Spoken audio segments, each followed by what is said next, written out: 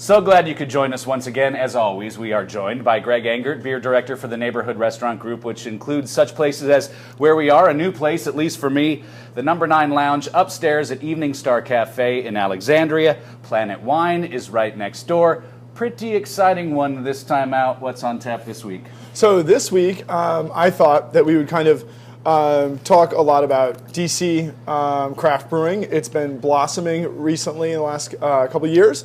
And we're looking forward to DC Beer Week, which starts this Sunday, August 12th, with an amazing craft beer cruise on the Potomac.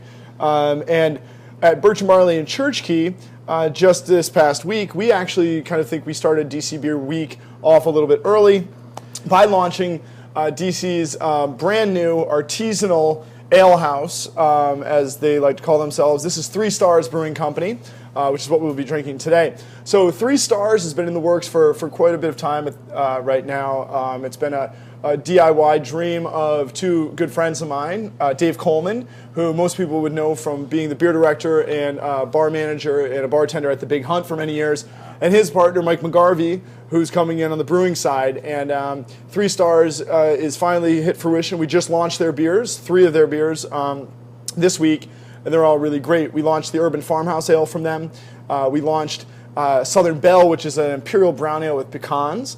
And we also launched Pandemic Porter, which is what we're going to taste today. And 3 Stars is great. They're located up in Tacoma Park in D.C. proper, a production brewery, very, very small in the start. You'll see their beers all over D.C. starting now. So definitely be sure to seek them out. And what's cool about their beers, they're coming to market kind of with what they want to drink. Even though we're in the middle of the heat here in DC in the summer, 2 of their 3 beers are big, bold, hugely flavored beers. That's the Southern Belle and, of course, the Pandemic, which we have here. Pandemic Porter is a sort of imperial porter, about 9.4% alcohol, very chocolatey and roasty, very complex malt bill, giving it coffee-ish notes, a little bit of caramel. But what I love about it is that through the fermentation, you get a really cool dark fruit note.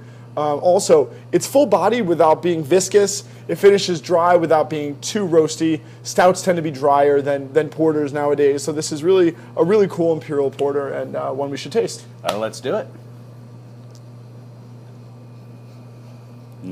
Nice nose. It's good. It's good beer. Very creamy. Even get some vanilla notes as well. This is just a big flavor beer. Excellent stuff. Super fresh too. You see we're drinking this out of a growler that Dave Coleman brought over for us to try here. They're going to be starting out draft only. You'll see them around town. They will move to some large format bottles like wine 750s, 750 milliliter bottles. You'll see those sprinkled throughout as well. But a great place.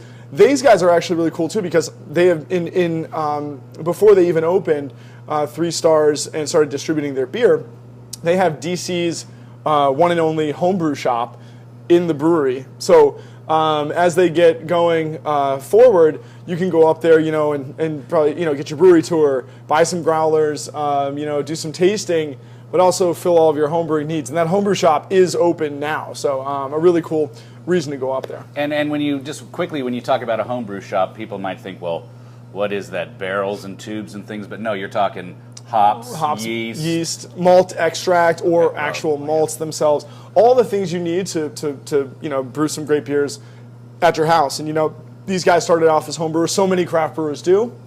So they're kind of giving it back to the community and hopefully, I think, inspiring future homebrewers to make great beers at their home and maybe even to venture out into the market the way that 3 Stars has as well. We've talked a bit about it before, and on paper, it might seem like, oh yeah, making the jump from bartender at a well-known beer that has historically served great beer, making that jump from that spot to starting your own brewery might be, oh yeah, well I have a whole lot of knowledge about beer and these sort of things, but that must just be an incredible amount of work.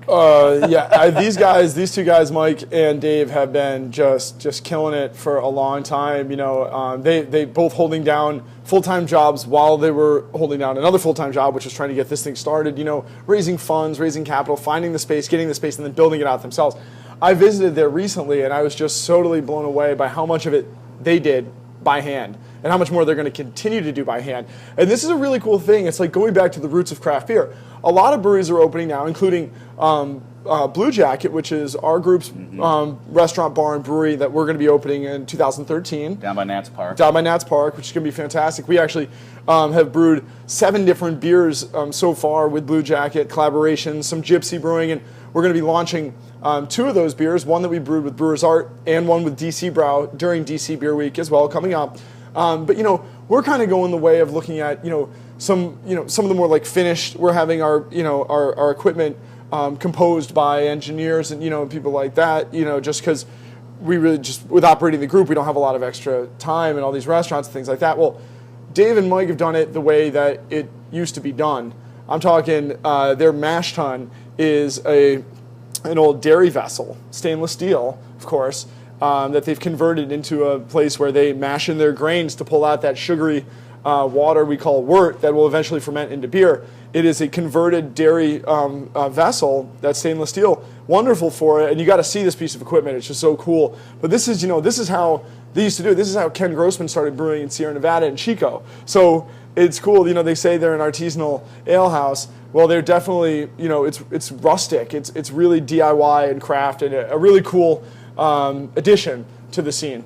And I met Dave the other day. He seems like a hell of a nice guy. He was up at WTOP, and you were there as well, taping a show to talk about DC Beer Week. And a few weeks before that, one of our staff had gone up and done a profile that this brewery was opening up, and I went and checked out their website. And I mean, these guys are also, they're not just committed to beer, they're committed to making their beer in this area. They talk about how this is their home, this is their wives' homes, and they made their lives here. Yeah, definitely. Yeah, they're many people in DC are transplants. They come here, but that doesn't mean that you can't become a Washingtonian, and they certainly have. And they love the area, and they want to be here for the rest of their lives, making beer for DC. And I think it's going to be exciting. And just before we go, I will say these beers, while intense, this one, for instance, really good with food. I don't know, when I drink this, it's a great time to talk about how seafood, fish, for instance, the old, very old wine adage, white wine with fish and poultry and things like that. Well, you wouldn't expect that maybe something that's as dark as this would work with fish, but I'm thinking of grilled fish, like barbecue grilled fish, maybe extra points for Cajun style, whole fish, would be great with this. And that's the thing, is anytime we cook anything, if we sear it or maybe braise it or roast it, we're going to add caramelized flavors, toasty flavors, roasty flavors that work so well with the roasty chocolate and coffee notes we find here.